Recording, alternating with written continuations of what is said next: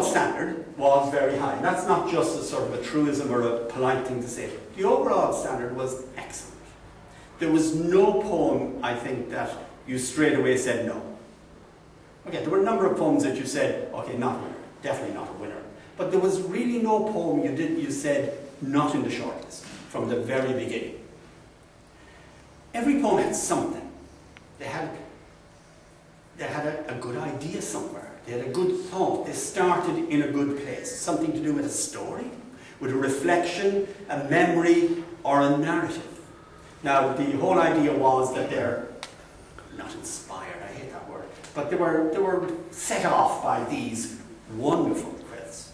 I only saw them on the website until I came in here this morning, and I was just shocked by the beauty of them and the way they stand out and make you look at them. So the people who wrote the poems looked at the quilts online and then responded to those. Now, it was obvious that some people found poems they already had written and said, well, that suits, I'll enter that. Or in some cases tweaked them slightly and entered them. And that's quite okay. I mean, part of my duty was not to weed out those. Once you could claim that it responded in some way to the quilt, then that was fine. Now, there were most of them, I think I can say that most of them actually appeared to be newly written poems in response to these quilts. And I was amazed by that, because the time frame was quite short. And these poets went online, looked at these, and then wrote poems in response. And I was really impressed by that, and impressed by the quality of those. And they did that in all kinds of different ways. Some of them told stories. For some reason, that one above the window, which doesn't look nearly as well as it looks on the internet because of its size, that one attracted quite a number of stories and lots of different interpretations of it, almost as a landscape. Others addressed the issue of actually making a quilt and the shapes in the quilt. The Noah's Ark, of course, attracted a number, so did the licorice ones, and so did the fuchsia, but so did all the others. I think all of those on the internet attracted at least one poem each. Some addressed the quilt making, and some told stories about people making quilts. And quite a number used quilt making as a sort of a metaphor for writing poems, or something else, but generally it was for writing poems. And I thought all of those were brilliant ideas. And if you like, the idea was not really an issue in the judging. I mean, the real issue is the form, the finished product. We're talking about poems, things. The poet has to create a thing. And he or she creates a thing out of words, and phrases, and lines, and stanzas. And they make all kinds of judgments, like how long are the lines going to be? How many words am I going to have in the lines? Am I going to break it up into stanzas or not? Poetry has all to do with those kind of choices, the order and the arrangement of the words on the page. And that's what I had to judge it by. Form is the thing, the structure is the thing. How long are the lines? And what relevance have they to what the poem is saying? It's not as if long lines are right, sometimes short lines are right, sometimes no. It just has to suit whatever you're doing, and it has to seem right for what you're doing. The shape on the page, the older I get, the more I look at the shape on the page. And what does that tell you when you look at it first? You know, a tight shape. It gives an impression, and then when you read it, is that impression followed through, which is nice? Or is that impression completely turned on its head by what it says in the poem, which is also nice? It's not as if there is one right way of doing it. There are hundreds of right ways of doing it.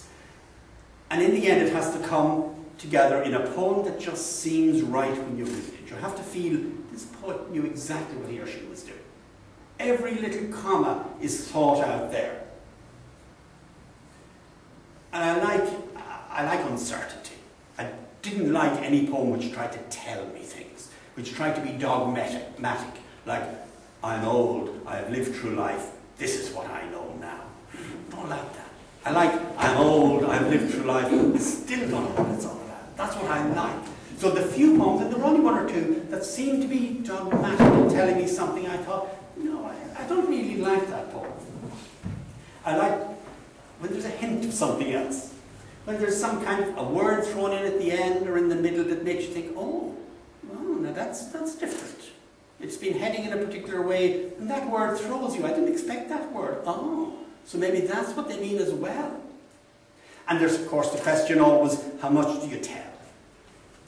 That's a huge issue when you're writing poetry. How much do you tell the reader? And that's, there's no answer to that. You tell them enough is the answer, but what does that mean? I went to a poetry presentation of a prize once with a friend who had been shortlisted or won a prize, I think. And the judge started by saying, the first thing a poem must do is tell the reader exactly what it's all about. And I thought, well, that's why I didn't get anywhere in that competition. Because my poems don't always tell the reader. And I think you have to give the reader credit. You have to say, you're smart, I'm smart, you're intelligent, I'm intelligent, now you work that out. To a certain extent. But at the same time, you have to, I think, open the poem to the person. It has to welcome the reader in. Sometimes you read the first couple of lines and you think, no, I don't want to go there. Because the poem doesn't welcome you in. I think it has to welcome you in, almost seduce you in. And then just play some little trick on you somewhere. Just make you a little bit uneasy. Change something somewhere along the way. Just change the way you're going. As you reach the last stanza, you're comfortable. You think, yeah, I know what this is about. I see where he's going. And suddenly, bang, he hits you with a word at the end, something like that, and you're unsettled again, and you have to read the poem again. In our group once somebody said, this is a difficult poem, I have to read it twice. And you think, yeah, twice? Is that all? You should read it 10 times if it's a good poem. So, a poem that's too, I won't say simple, but a poem that seems to contain all its meaning and shed all its meaning too easily, I don't think is a good poem. I think a good poem must make you a little bit uneasy about, have you actually understood everything about it? Will I go back and look at it again? Oh, there's that word in the first line that I missed. That was a trick.